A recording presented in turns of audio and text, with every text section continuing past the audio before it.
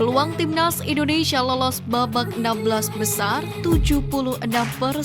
Ketum PSSI ultimatum Punggawa Garuda, timnas Indonesia ketambahan 2 amunisi baru. Hai, jumpa lagi di Gadis Bola yang akan menyajikan informasi terupdate mengenai timnas Indonesia. Kita ke informasi selengkapnya berikut ini.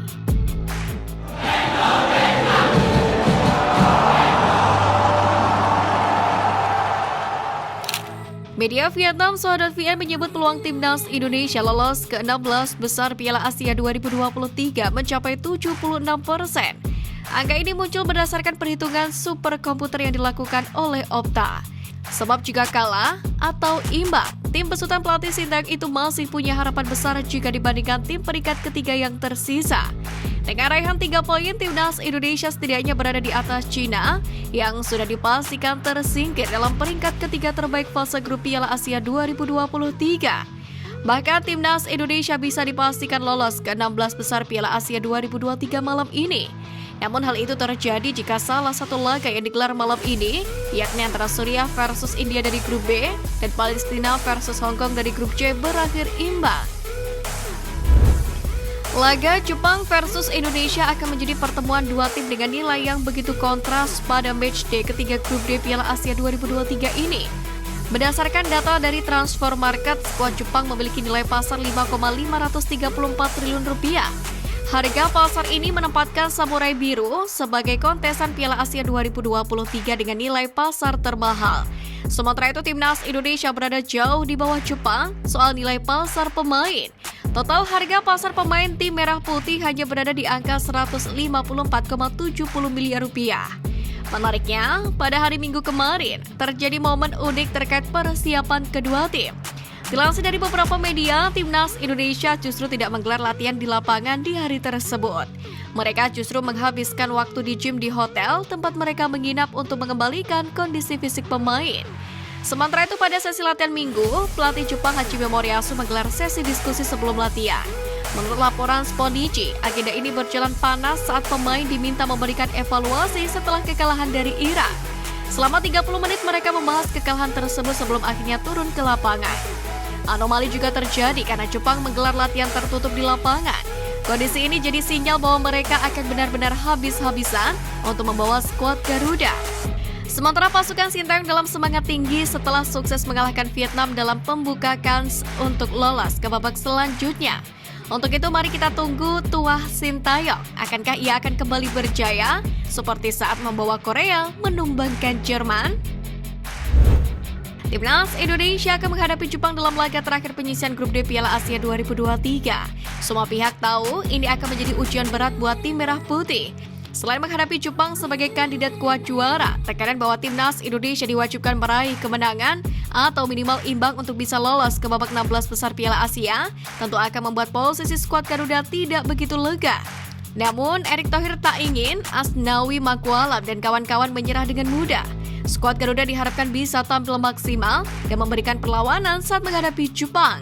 Walaupun Takumi Minamino dan kawan-kawan berada di level yang berbeda, tapi timnas Indonesia harus bekerja keras untuk bisa memanfaatkan momentum ini. Ya, kalau memang bawa merah putih, ya harus memberikan semuanya. Ya, kalau loyo tidak usah, pulang saja. Tegas Erick Thohir. Media asal Jepang Nikkei Sport memberikan julukan kepada Asnawi Makualam sebagai naga komodo Indonesia. Kata naga tersebut diambil dari Jeonnam Dragons, klub yang sempat diperkuat oleh Asnawi. Sedangkan kata komodo didasari karena ini merupakan hewan yang hanya ada di Indonesia. Dalam ulasannya, Nikkei Sport lalu menilai bahwa Asnawi merupakan salah satu pemain yang patut diwaspadai oleh timnas Jepang. Masih dalam artikel yang sama, Nikkei Sport juga menyoroti aksi Asnawi yang menjadi pahlawan timnas Indonesia saat melawan Vietnam kemarin.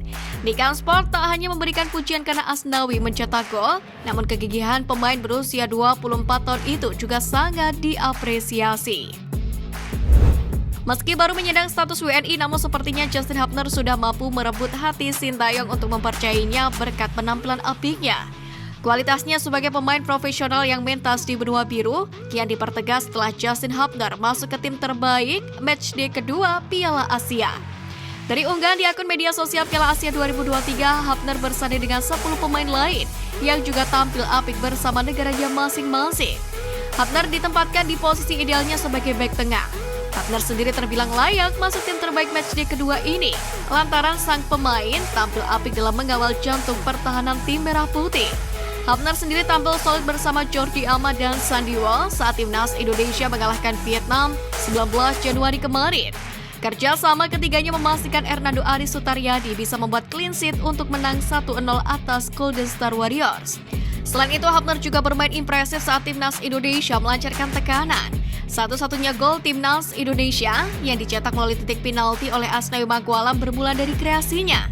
Sementara itu, penampilan impresif yang diperlihatkan Justin Hafner saat timnas Indonesia menumbangkan Vietnam di Piala Asia 2023 ternyata tak terlepas dari dukungan moral yang diberikan ibunya yang datang langsung ke Abdullah bin Khalifa Stadium Doha pada Jumat kemarin. Perempuan dengan nama Brigitte Porpitus itu terlihat bangga dengan jersey milik anaknya. Jordi Amat mengalami patah tulang kecil usai disikut pemain Vietnam pada laga kedua Piala Asia. Walau demikian, sang pemain sudah menegaskan tekadnya untuk bisa bermain pada laga terakhir fase grup melawan Jepang. Menanggapi hal ini, Erick Thohir secara terbuka memberikan pujian terhadap daya juang Jordi Amat yang tetap ngotot ingin membela Merah Putih versus Jepang pada laga Piala Asia di tengah kondisi cedera. Namun lebih dari itu, Erick Thohir pun kemudian juga menyoroti perjuangan dan pengorbanan para pemain yang lain sejak akhir tahun lalu. Di saat banyak orang berlibur, Erick Thohir berterima kasih kepada para pemain mau menghabiskan waktu untuk mengikuti pemusatan latihan demi persiapan timnas ke Piala Asia. Jadi terima kasih kepada Jordi, terima kasih kepada semua pemain yang mau mengorbankan kemari liburannya untuk timnas Indonesia. Martin Paes, calon kiper naturalisasi timnas Indonesia, dimainkan FC Dallas saat melawan Inter Miami. Paes dimainkan menjadi starter oleh FC Dallas. Ia tampil apik di bawah mistar gawang. Setelah Dallas unggul di menit ketiga, Inter Miami banyak menekan.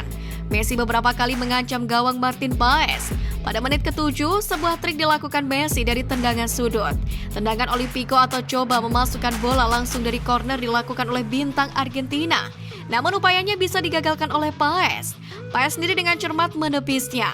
Sempat terjadi kemelut di depan gawang, namun sang pemain kemudian bisa mengamankannya. Gawang FC Dallas pun aman. Kemudian di menit ke-11, Martin Paes bahkan bisa mengagalkan peluang emas dari Messi. Sepakan Lapulga di kotak penalti bisa diblok oleh lawan. Tak cuma Messi, Luis Suarez juga dibuat gigi jari oleh Martin Paes. Striker Uruguay itu sempat punya peluang di menit ke-15, namun bisa digagalkan.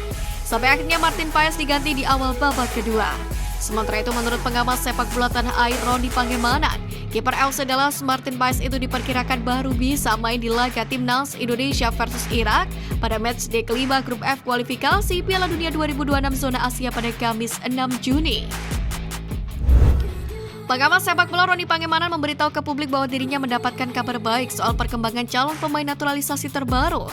Ia mengatakan Ketum PSSI Erick Thohir sedang menggenjot proses naturalisasi dari dua pemain. Dua pemain yang sedang diupayakan Erick Thohir agar bisa membela timnas Indonesia ketika melawan Vietnam di kualifikasi Piala Dunia 2026 adalah Ragnar Oratmangun dan Tom Haye. Dua pemain Eredivisie itu diharapkan bisa tampil untuk melawan rival skuad Garuda, yakni Vietnam. Untuk itu menarik menantikan duel kembali antara timnas Indonesia melawan Vietnam dengan skuad Garuda yang makin kuat.